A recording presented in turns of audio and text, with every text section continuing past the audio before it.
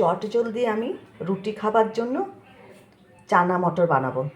আর pressure কুকারে খুব তাড়াতাড়ি করার জন্য একবারে সব করব। এই যে চানা মটর ভিজিয়ে রেখেছিলাম রাতে, এই যে জল ঝরিয়ে নিয়েছি, আর এই যে বড় বড় করে আলু কেটে নিয়েছি, আর ফোড়নে নিয়েছি জিরে, শুকনো লঙ্কা, তেজপাতা। এবার আমি প্রেশার কুকারটা বসিয়ে দিয়েছি। প্রেশার কুকার গরম হয়ে গেছে। প্রেশার কুকার গরম হয়ে গেছে, এর মধ্যে আমি এখন সর্ষের তেল দিয়ে দিলাম।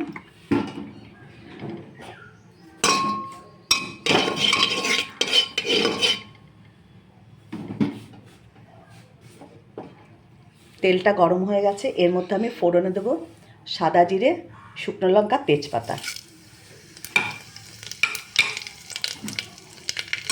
ফোড়নটা একটু ভাজা ভাজা হলে এর মধ্যে আমি আলু আর ওই মটরটা দিয়ে দেবো।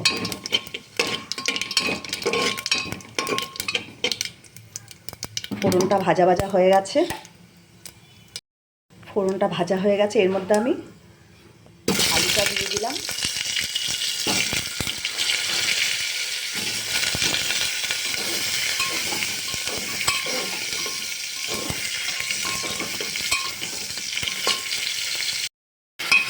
আলুটা একটু তেলের মতো নাড়াচাড়া করে নিয়েছি। এখন এর মধ্যে আমি মটরগুলো দিয়ে দেবো।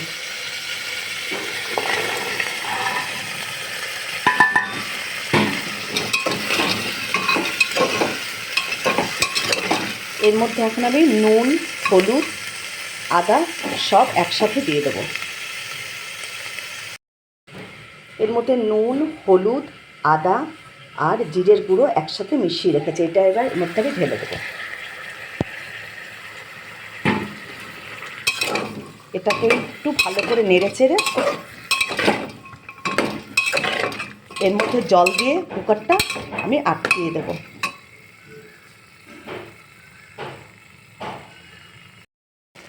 এর মধ্যে একটা কাঁচা লঙ্কা দিয়ে দিলাম, আর একটু চিনি দিয়ে দিলাম।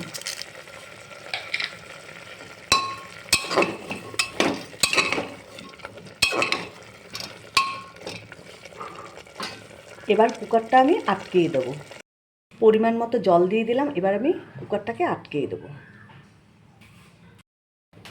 কুকারটা এবার আটকিয়ে দিলাম। ঠিক 5টা থেকে 6টা সিটি দেবো, একেবারে হয়ে যাবে।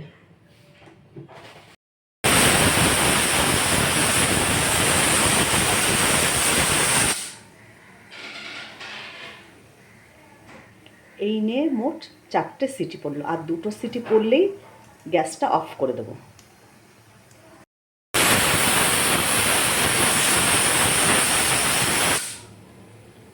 ছটা সিটি পড়ে গেল, এবার আমি গ্যাসটা অফ করে দিলাম। প্রেশার কুকার ঠান্ডা হলে পরে তারপর প্রেশার কুকার আমি খুলব। প্রেশার কুকারটা এই যে খুলে ফেললাম। চানা মটর কিন্তু একদম রেডি। একটু নাড়লেই দেখো একদম গলে গেছে।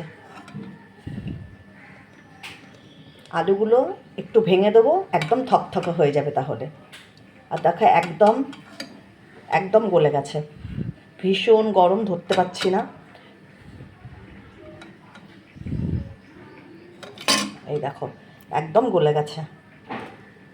এবার এটাকে আমি ভালো করে আলুগুলোকে ভেঙে দেবো, তাহলেই হয়ে গেল আমার খুব চটজলদি চানা মটর।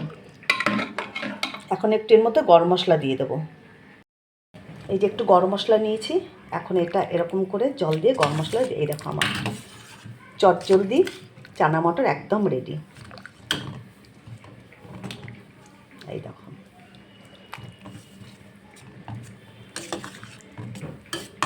হাতে সময় না থাকলে একদম সব একসাথে বসিয়ে দেবে প্রেশার কুকারে, খুব তাড়াতাড়ি হয়ে যায়।